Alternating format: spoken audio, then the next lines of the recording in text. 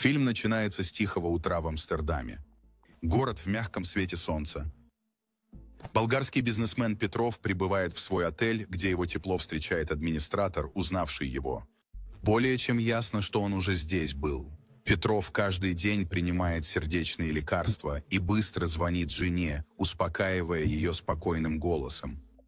Но день принимает худший оборот. Петров вдруг понимает, что забыл свои дорогие наушники AirPods в поезде. Чувство тревоги охватывает его. Жена, услышав его раздражение, предлагает купить новую пару. Ведь ему нужны наушники для встреч.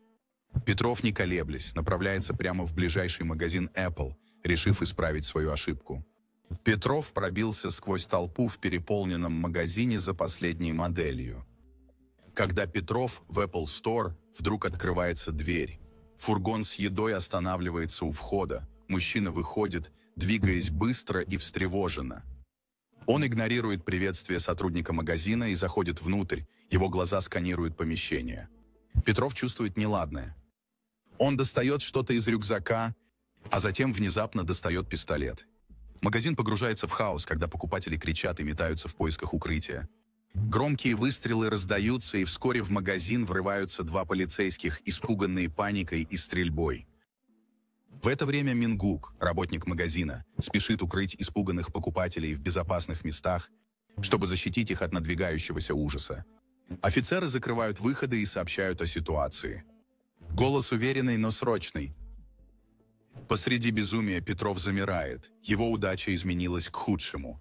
Он пришел за AirPods, а теперь стал заложником. Амар, человек с рюкзаком, приближается, его глаза холодны. Он быстро связывает руки Петрова и раскрывает себя. Надев военную форму, Амар шокирует всех, когда показывает бомбу, скрытую под тканью. Полицейские обмениваются напряженными взглядами, срочно передавая информацию в штаб, требуя отправить группу по борьбе с терроризмом. Тем временем Амар отступает, опускает оружие и стреляет в стекло магазина. Стекло разбивается, но не ломается. Амар улыбается, узнав, что стекло пуленепробиваемое, и это проблема для него. Тем временем в штабе раздается вызов. Срочно мобилизуются лучшие полевые агенты, среди которых лейтенант Уинстон, находящийся в отпуске с семьей. С неохотой он покидает жену и ребенка, спешит на место, его мысли уже в рабочем режиме. Штаб связывается с Кейсом, опытным следователем, вместе с антитеррористическим подразделением, для переговоров с Амаром по вопросу освобождения заложников. Амар, держа Петрова перед полицией с пистолетом у его головы, ведет себя агрессивно. Его голос холоден и требователен. Амар приказывает полиции немедленно привести переговорщика. Если они не справляются, Амар сам берет дело в свои руки. Он звонит в штаб, его голос угрожает. Если переговорщика не пришлют немедленно, он убьет Петрова, не раздумывая.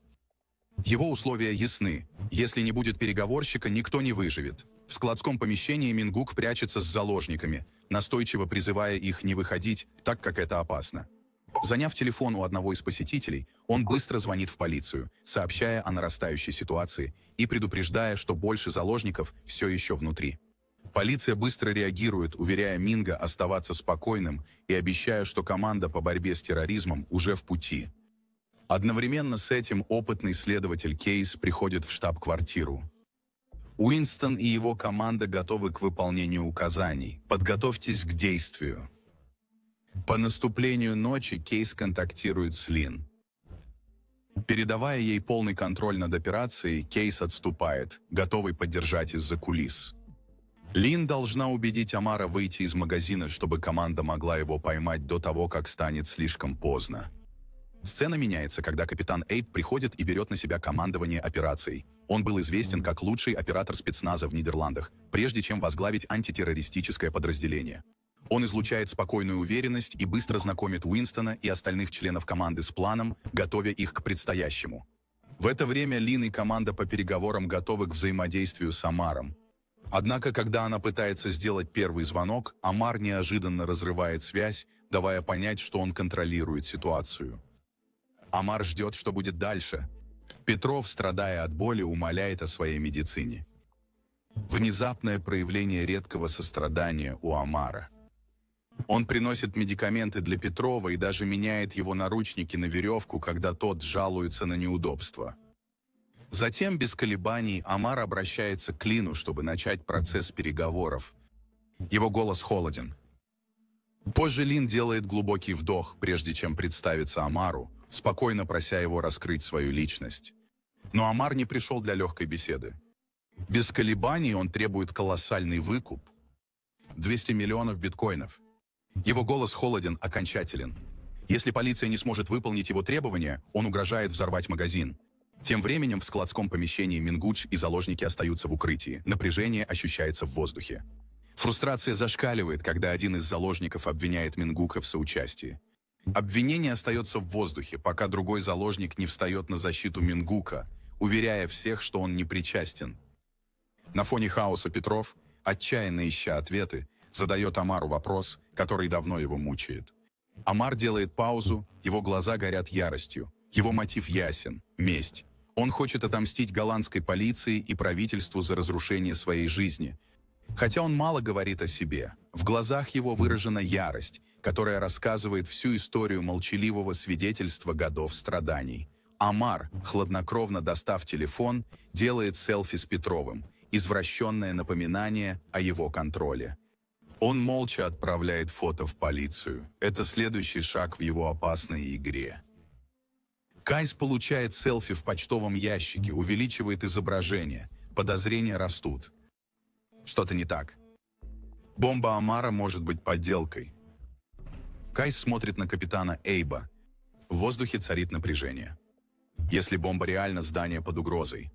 В случае подделки команда может немедленно арестовать Омара. Напряжение нарастает, каждая секунда важна.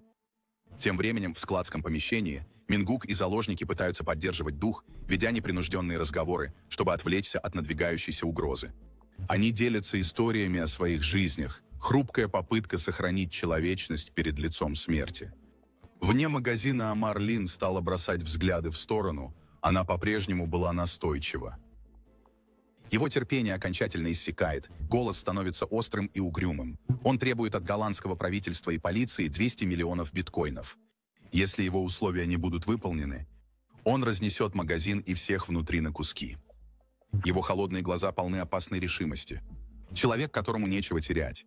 Тем не менее, Лин остается собранной, ее голос ровный, когда она снова спрашивает Омара о его имени.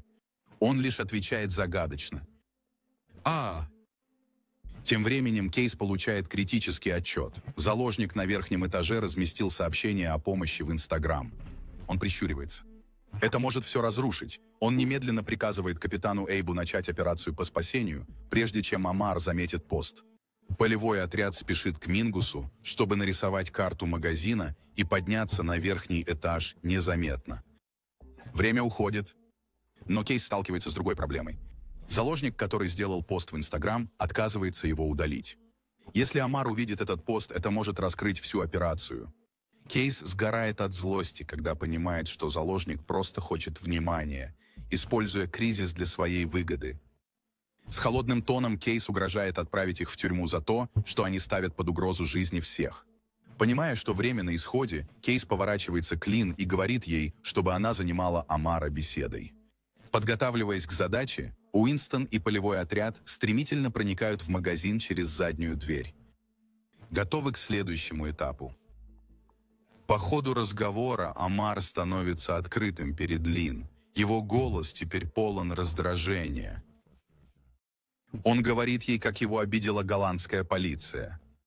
Его посадили в тюрьму за невиновность. Он обвиняет их в расизме за несправедливое обращение из-за его происхождения. Лин, опытный переговорщик, внимательно слушает, вызывая у Омара чувство доверия и постепенное ослабление охраны. В редкий момент уязвимости он раскрывает свое настоящее имя – Омар Аджар. Команда следователей начинает действовать, быстро раскрывая историю тяжелых психических заболеваний Омара. Тем временем Уинстон и его команда делают свой ход, бесшумно проникая на верхний этаж. Заложников эвакуируют стремительно, выполняя отточенный танец точности, полной решимости уйти до того, как Омар заподозрит их замысел. Надежное отвлечение Лин позволило Уинстону и его команде успешно завершить спасательную операцию. Теперь внутри остаются только Петров, Мингудж и 3 других заложников. Когда напряжение достигает предела, телефон Петрова раздается. Это его жена. Омар разрешает ему говорить, но Петров остается молчаливым, не желая нагружать ее страхом и беспорядком. С каждым часом Омар становится все более нетерпеливым, часто поглядывая на часы. Перевод от правительства затягивается. Наконец, не в силах больше оставаться в тишине, он обращается к Петрову и начинает беседу. Петров, спокойный и собранный, выражает сочувствие Омару и его семье, признавая дискриминацию, с которой они столкнулись. Но он также указывает на явную правду. Действия Омара безумны и не приведут к искомой справедливости. Омар не реагирует на критику. Вместо этого он жестом приглашает Петрова сесть и предлагает ему кофе. Он с легкостью готовит кофе, его руки движутся уверенно. Напряжение в воздухе нарастает с каждой проходящей секундой. Тем временем в складском помещении Мингус на грани. Один из заложников серьезно болен. Мингус в панике связывается с полевой командой, прося врача. Однако, не имея возможности впустить врача в магазин, Мингус старается диагностировать женщину по телефону. В то же время Лин удерживает Омара занятым, ловко отвлекая его внимание, чтобы действия Мингуса не были замечены. Внезапно на груди Омара появляется лазерная точка. Снайпер в напряженный момент ошибочно нацелился на него. Омар в ярости, его голос звучит как рычание, когда он угрожает убить Петрова прямо сейчас. Лин пытается успокоить его, ее голос полон мольбы. Но Омар не поддается разуму. Его доверие к ней исчезло, и с холодным взглядом он требует нового переговорщика. Услышав это, Лин и команда переговорщиков остаются в шокированном молчании. Омар непредсказуем, его психическая нестабильность всегда угрожает. Его прошлое с психиатрической помощью только усугубляет неопределенность. Каждое движение может вызвать взрыв. Один из коллег предлагает отойти, чтобы кто-то другой взял на себя управление, но Лин не сдается, она верит, что сможет его достичь. Несмотря на уверенность, коллега вмешался, возясь с переговорами. Но вместо того, чтобы успокоить Омара, перемены лишь подогревают его ярость. Его терпение иссякает, и он начинает отсчитывать время. Напряжение нарастает с каждой секундой. Переговорщики в панике, отчаянно пытаясь отвлечь его внимание. Какую машину он хочет для побега? Омар отвечает точно, как никогда. Черный лимузин. В то же время Петров, испытывающий сильную жажду, он все более раздражен. Его организм требует воды, но ему предлагают энергетик, что является крайне неуместным выбором с учетом состояния сердца Петрова. Немного позже Омар все же сдается и просит у полиции воду, не желая, чтобы кто-то умер, пока его требования не выполнены. В ответ полиция отправляет воду через робота, чтобы избежать прямого контакта с ним. Тем временем Уинстон и снайперы уже заняли позиции, ожидая подходящего момента. Когда Петров тянется за водой, он видит небольшую щель и, не раздумывая, делает попытку к бегству. Его скорая реакция поражает неготового Омара. Уинстон делает выстрел, сбивая Омара прямо на улице.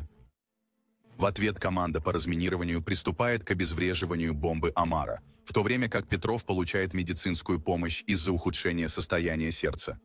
Уинстон остается рядом, предлагая поддержку, так как Петров все еще в шоке от пережитого. После стабилизации состояния Уинстон ведет Петрова в участок, чтобы тот отдохнул. Команда разминирования спешит. Они готовы и работают над извлечением взрывчатки из Омара. Одновременно другие команды занимаются эвакуацией Минга и оставшихся заложников, обеспечивая их безопасность с точностью и заботой. Спустя мгновение Лин стояла вдалеке, ее разочарование было тяжелым. Переговоры не удались, и ей не удалось разрешить ситуацию. Но Кейс подошел к ней, предлагая утешение. Она сделала все, что могла. И что самое главное, все заложники в безопасности.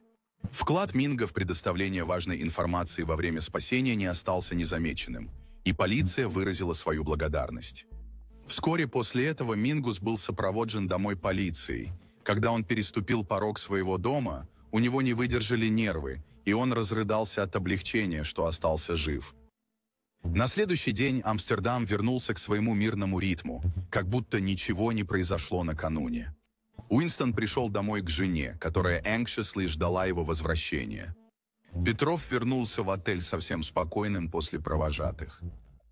Но травма оставила следы. В тишине своей комнаты он пытался успокоить разум, используя новые AirPods, которые купил, чтобы отвлечься. Хотя теперь они напоминали ему о его выживании. В конце концов, новостные репортажи подтвердили, что Омар умер от удара Уинстона. Голландское правительство, потрясенное событиями, объявило о планах ужесточить меры безопасности, чтобы предотвратить подобные кризисы в будущем. Так что мораль этой истории такова. Всегда проверяйте свои AirPods перед выходом из дома. Никогда не знаешь, когда простая ошибка может привести к ситуации с заложниками. С собой только ум и острая необходимость в воде, чтобы выжить.